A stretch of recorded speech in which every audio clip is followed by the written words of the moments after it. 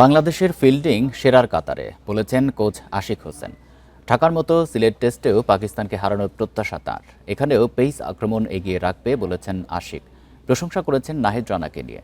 অন্যদিকে পাকিস্তান দলও ঘুরে দাঁড়ানোর বিশ্বাস নিয়ে ব্যাটে বলে প্রস্তুতি সেরেছে।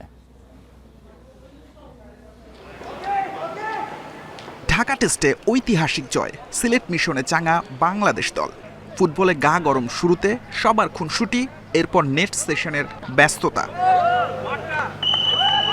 লিটন দাস লম্বা সময় ব্যাটিং করেছেন, মিডল অর্ডারে তার উপর বাড়তি দায়িত্ব। টেলেন্ডার নাহিদের ব্যাটিংও দেখা গেছে লাক্কাতুরায়। স্পিনারদের পাশে ছিলেন মুশতাক।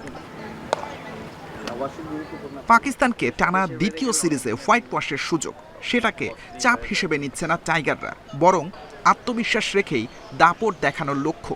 নাহিদ রানা একটা আমাদের নতুন যে সেন্সেশন আমাদের পেস বোলিংয়ে, এটা আমাদের জন্য একটা প্লাস পয়েন্ট। প্লাস সাথে আমাদের তাসকিনও কিন্তু 140+ বল করে, ইবাদত বল করে এবং শরীফুলও বল করে। তো এটা আমাদের জন্য একটা খুব ভালো একটা পজিটিভ সাইড। স্লিপ ক্যাচিংয়ে সিমন্স শিষ্যদের পরীক্ষা নিয়েছেন অনুশীলনে। সেখানে সাদমানকে ঠিকঠাকই দেখা যায়। পরে বিসিবি জানায় চোটের কারণে তাকে পাওয়া যাচ্ছে না। তার জায়গায় ডাক পেয়েছেন জাকির হাসান। ঢাকা টেস্টে ফিল্ডিংয়ে যে ধার দেখা গেছে সেটা ধরে রাখার প্রত্যয় শান্ত মিরাজদের। প্লেয়াররা স্পেশালি স্লিপ ক্যাচিং অনেক ভালো। আর আমরা জানি যে long version cricket, test cricket, এখানে কনসেন্ট্রেশন ধরে রাখাটা খুব ইম্পর্টেন্ট। তো আমাদের প্লেয়াররা যে এখান থেকে কামব্যাক করেছে, এটার জন্য full credit goes to players. রাওয়ালপিন্ডিতে হোয়াইট ওয়াশ 2 বছর পর ঢাকা টেস্টে বিধ্বস্ত। টাইগার ডেরায় এসে মহাচাপে পাকিস্তান।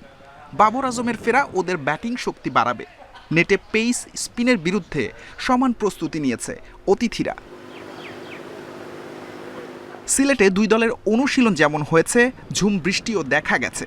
বৈরী আবহাওয়ায় ম্যাচে বিঘ্ন ঘটার শঙ্কা জোরালো। সাইদ সাদি, ইন্ডিপেন্ডেন্ট নিউজ।